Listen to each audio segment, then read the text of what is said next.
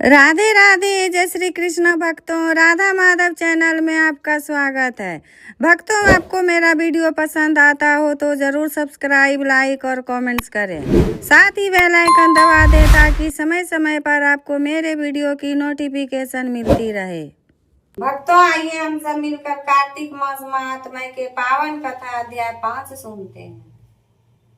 कार्तिक तथा अन्य मासों में किए जाने वाले इन पवित्र व्रतों की जानकारी प्राप्त करने के बाद नारद जी के मन में यह जानने की अभिलाषा जागी कि कार्तिक मास के लिए सर्वश्रेष्ठ व्रत कौन सा है। उन्होंने इस बारे में ब्रह्मा जी से पूछा। ब्रह्मा जी ने उत्तर में कहा, हे पुत्र, अब मैं तुम्हें उस परम गोपनीय और अटल फलदायी नक्त व्रत के बारे में बताता हूँ, जो सुख, सौभाग्य और मोक्ष के साथ साथ स्त्रियों को अटल सुहाग भी देता है। परम पवित्र और पाप नाशक इस नक्त व्रत को विधिवत करने से सौभाग्यवती स्त्रियां मनवांछित फल पाती है। इसलिए यह नक्त व्रत सौभाग्यवती स्त्रियों को अवश्य ही करना चाहिए। इस व्रत की इतनी महत्ता सुनकर नारद जी के हृदय में इसके विधि विधान को जानने की अभिलाषा जागृत हुई। नारद जी की जिज्ञासा शांत करते हुए ब्रह्मा जी ने मुस्कुराकर कहा, वत्स, यह अति गोपनीय और देव दुर्लभ व्रत है, परंतु तुम्हारे स्नेह और लोक कल्याण की भावना से कार्तिक मास के इस विशिष्ट व्रत के बारे में बतलाता हूँ। व्रत करने वाला आश्विन शुक्ल पूर्णमासी को प्रातः काल उठकर शौच आदि से निवृत्त होकर दंत मंजन आदि करे। इसके बाद 2 नदियों के संगम, नदी, सरोवर, कुंड अथवा कुएं पर या फिर घर में ही स्नान करे। व्रत के एक दिन पहले सिर नहीं धोए और व्रत वाले दिन विधि पूर्वक स्नान करें और पवित्र भावना से विधाता का स्मरण करें तथा व्रत का संकल्प इस प्रकार करें। हे जगत के रचयिता और कर्ता, आप कृपा करके मेरे पति देव की रक्षा तथा मेरे संतान की वृद्धि कीजिए। और फिर सूर्य जाप करके सूर्य को नतमस्तक प्रणाम करें।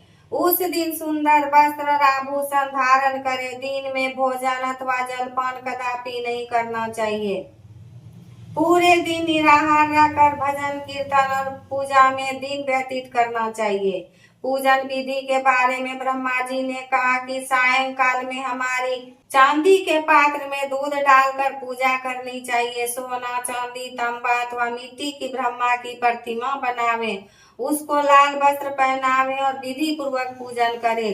चांदी के पात्र में रखे हुए दूध को सोने की मथनी से मथें। साथ ही यह प्रार्थना करें कि हे ब्रह्मा जी, मुझे भोग आदि के लिए गौ प्रदान करके मेरी संपत्ति की वृद्धि करिए। मेरे पति देव को धन धान युक्त और चिरायु कीजिए तथा बहुत से दास दासियां प्रदान कीजिए। इसके पश्चात ब्राह्मण को भोजन करावें और अपने कुल के वृद्धाओं को बहुत स्वादिष्ट पकवान खिलाकर उनकी आत्मा को तृप्त करें। फिर तारों को देखकर स्वयं भी भोजन करें। यह आश्विन पूर्णमासी को किए जाने वाला ब्रह्मा जी का नक्त व्रत है। यह व्रत सब प्रकार के पापों का नाश करने वाला, समस्त कामनाओं को पूर्ण करने वाला तथा ज्ञानी पुरुषों को मुक्ति देने वाला है। भगवान जब तक तथा तीर्थ स्नान से उतने प्रसन्न नहीं होते जितने कि इस व्रत से होते हैं। जो ब्रह्मा जी के आगे इस दिन कपूर जलाता है, उसको बड़े वृक्षों और कौओं का दान का फल मिलता है तथा उसके कई कुल वैकुंठ में वास करते हैं। जो केसर तथा कस्तूरी सहित कपूर अर्पण करता है, उसके कई वंश ब्रह्मलोक को प्राप्त होते हैं। जो स्त्री इस दिन वस्त्र दान करती है, वह कपड़े के सूत्रों की लड़ियों के बराबर करोड़ वर्ष वैकुंठ में वास करती है।